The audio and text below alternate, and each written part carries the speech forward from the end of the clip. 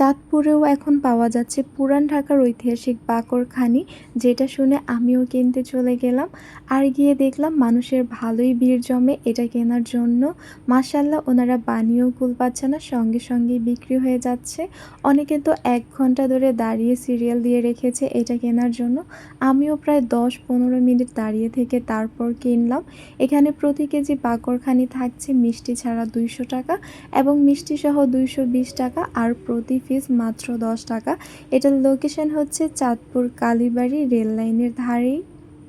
আমি যখনই ঢাকায় যাই তখনই আসার সময় আমার আম্মুর জন্য মনে করে এটা নিয়ে আসি, কারণ আমার আম্মু এটা চা দিয়ে খেতে খুবই পছন্দ করে। এখন আর ঢাকা যাওয়ার প্রয়োজন নেই, এখন যখন খেতে ইচ্ছে করবে তখনই এখান থেকে নিয়ে আসতে পারবো। বাকরখানি কিনা শেষ করে আমরা চলে গিয়েছিলাম হাসান আলীর মাঠে। এই যে এই আপুটার দোকানে মোমো খেতে, এই আপুটাকে তো সবাই চেনো তাই না? মাশাল্লাহ, খুবই মিষ্টি একটা মেয়ে, অনেক সুন্দর তার ব্যবহার, খুবই হাসি খুশি। অ্যান্ড ওর দোকানের মোমোটা আমার মাঝে মাঝেই খাওয়া হয়।